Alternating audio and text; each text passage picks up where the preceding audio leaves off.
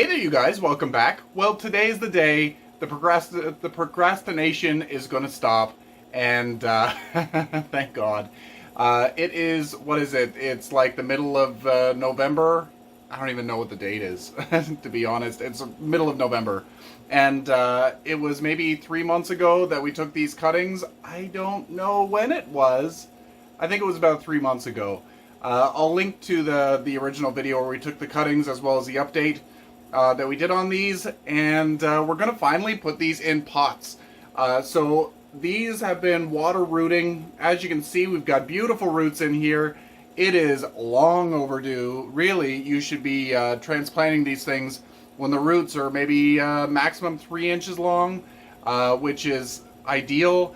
But as you can see, I waited way too long. These roots are just out of control, which is good, but there's going to be a lot of shock involved in this when I transplant. So what I've got to do, I'm going to be, I've got some moist sphagnum moss here, and I've got some coconut husk in here. Coconut husk adds a lot of nice aeration to the soil, but it also holds on to moisture. So I want to keep these things on the more moist side for a little while because they are used to growing in water, and if I just put them into a dry soil, it's going to shock the crap out of them, and they're not going to grow very well. So we're not going to plant all of these in this video. I'm going to do all of them, but not for you guys. We'll just do a couple, and yeah, I'm going to get this out of the way. So anyway, let's get down to it. I've got my soils and whatever. There's not really any soil. It's bark, husk, and moss. We're going to mix that together and pot these up. And eventually, I want to put these Rhaphidophora decursivas. I forget what they called this one. Dragon tail or something. I want to put these up a moss pole. And then I've got some Rhaphidophora tetraspermas in here. And then the other one, I've got some Epipremnum, what is it, Marble Queen Pothos. I don't know what we're going to pot up in this video, but they all need to get done. So let's get to it. Okay, so we've got our nice pile of moist moss here. I had this soaking in some warm water. Warm water hydrates it a little bit faster than cold water. It's also nicer for the roots to have the have the moist media. And I've got the coconut husk that I've rehydrated because it wasn't a compressed bale. Just gonna dump that here. Hopefully the camera's not shaking around too much. And I'm gonna put that bowl to the side. And then I've got this, I find that this is a really good value buying the Reptobark. I buy it on Amazon, and it's just a fir bark. So this is a medium to fine fir bark. Let me just dump some of this in here. I use it for a lot of my plants now. I think it was $35 for the huge bag. I think it's a whatever. It's a big bag, and it's a really nice. It's a fine. I don't think it's quite a medium, but it's kind of in between a fine and a medium bark. So it adds nice aeration to the mix. So I'm just going to mix all these together. It's going to give good airflow, but it's also going to hold the moisture nicely. I don't want all one thing or the other. I could, and I was thinking about doing this all in moss, but I've got a bunch to repot, and moss is really expensive. So, yeah. Anyway, this will be good, and it'll be a nice chunky airy mix, so I can eventually transfer these plants. Some of them, I'm going to put 2 or 3 of them up a moss pole, like I said, of the Rhaphidophora decursiva, and I'm not sure what I'm going to do with the Rhaphidophora tetrasperma, because I already have a bunch growing up poles. But anyway, here we go. We got lots here. I'm going to try to keep the pot size as small as I can, so that I don't get overwhelmed with root rot. I want to make sure that they have a chance to dry down between waterings. So first thing, let me pull this over here. Let's see what we have here. Let's just pull this whole root ball out. Look at those glorious roots. This is going to be a a problem, I think.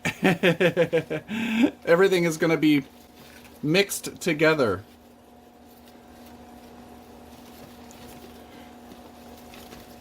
Going to carefully try to tease these apart. I'll pause the video now, and we'll come back when they're all divided out. And I don't know how long this is going to take. Look at the beautiful new growth in here. Anyway, we'll be right back. Okay, so I finally got them all separated. Just so we can have a quick look, the decursivas, the Rhaphidophora decursivas, are the ones that produce the most amount of growth. Look at the cute little roots on there. Again, these roots are a little bit too long. It becomes a little bit of a risk because you're really damaging a lot of the root hairs that pull up all of the nutrients and stuff that your plant needs. I don't really like to go completely bare root, but water propagated, the root hairs are a little bit more delicate. They're a little bit longer than if they're in soil, so it's going to go through a shock regardless. Anyway, as you can see, this is all new growth here. It's tried to start to do its thing. This one's just starting a new little growth here. And then there's another one there with the long growth that occurred while it was in the water. And then another one. It's just doing amazing. The decursiva really did a great job. Whereas the Rhaphidophora tetrasperma is, or the mini monstera, I think a common name is, it's got just new growth, just starting to develop, but there's really nothing. There's some roots on them, but there's not really a lot of actual leaf growth, as you can see. So I'm not disappointed, but I'm a little shocked to see that there's not really more growth on this. And then there was even one cutting in here that had 0 roots. I don't think I can find it. Oh, right here. This one had 0 roots developing. How funny is that?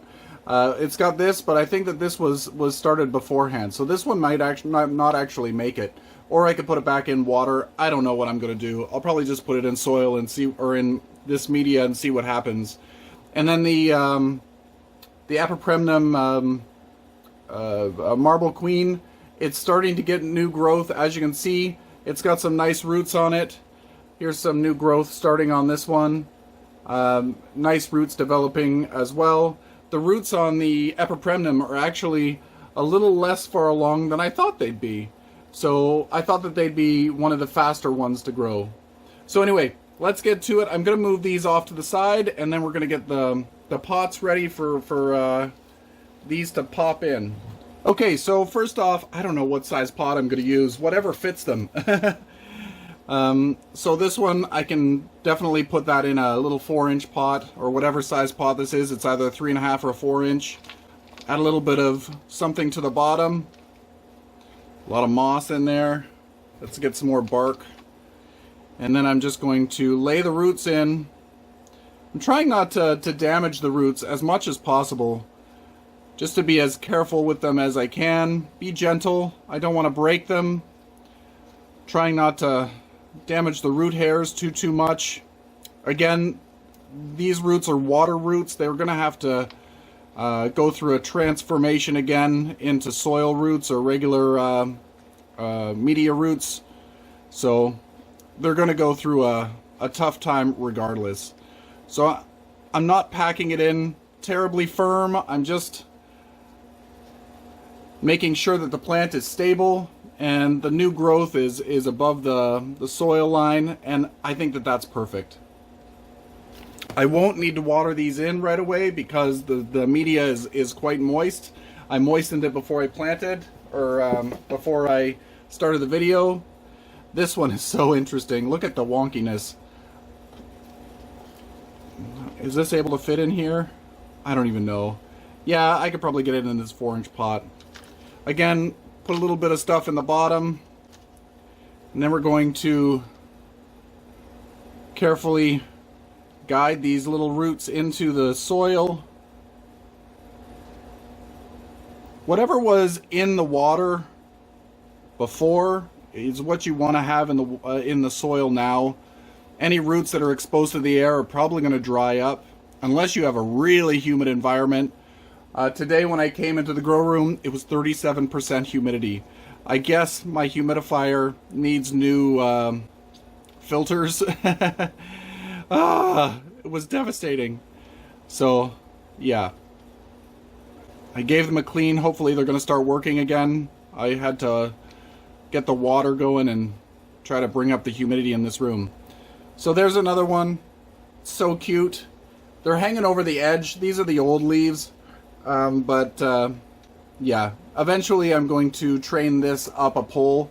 We'll give this a month or 3 to start doing their thing. Probably in the early spring I'll pot them up on a pole. So those are the decursivas. I don't need to do all of those in this video. Let's do a tetrasperma. Here we go. Same thing, just popping in the soil, being careful with the roots. We'll spin it around a bit, and there's no development of growth, but I want to try to keep this stem up on the soil surface. Bury it too deep and it will probably start to rot. So right at the soil surface. You don't want it above the soil, but you also don't want it way far under the soil. So that's lovely. We got the roots all covered up, and this is exposed so it doesn't rot. Now let's do one of the epipremnums. You guys have all done pothos. Pothos is old news. We all know how to deal with the pothos. You could basically put them in the sand from beside a sidewalk and they'll probably grow. So this one has new growth starting here. So I want to make sure that that is not covered by the soil. Again, I just want to try to make sure that the stem that we took the cutting from, the original stem, is not buried. A small layer of moss might be nice, depending on the level of moisture in your room. If it's high humidity, you don't need to bury it at all. But if you got lower humidity, you might want to put a little piece of sphagnum moss or something over top. Not a lot, just a little bit to keep a little bit of moisture, and don't pack it in. A little bit of moisture around the root zone so that it can start developing roots. So this little guy should be just fine. You don't need to use this soil mix for pothos, as many of you know. They're pretty good in almost any type of potting soil with added perlite. These guys are tough as nails. So anyway, I hope you enjoyed this video, and hopefully I inspired you to start transplanting some of your cuttings. Sometimes you just need a little bit of a push. It's been months. I needed to do it earlier. But anyway, it's not really the best season to do this sort of thing. It's best to do this sort of thing in the spring. But you know what? If you got time, make sure it gets done. It's better to do it than not do it sometimes. Anyway, until next time, you guys, happy growing and have fun with your plants.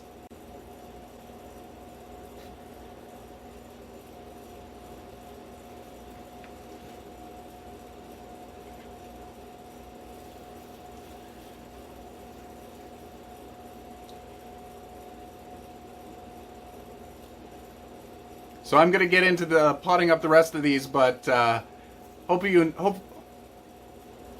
So I'm gonna get on with potting up the rest of these, but I hope you enjoyed this little inspiration to go and maybe transplant some of your plants that you have in water propagation that maybe have been there a little too long. I'm a procrastinator. Oh my God, it's awful. So anyway, it's best to do these things in the spring, but if you have the time and it needs to get done, no time like the present, you might need to give them a little bit more attention, maybe a little bit more light. They might not grow out as quickly as you'd like them to. It's November, light levels are low here in Canada, and there's snow on the ground outside, believe it or not. And yeah, anyway, until next time, I'm procrastinating again. I can't even say the word. Procrastinating again. I need to get to potting these up. So anyway, until next time, you guys, happy growing and enjoy your plants.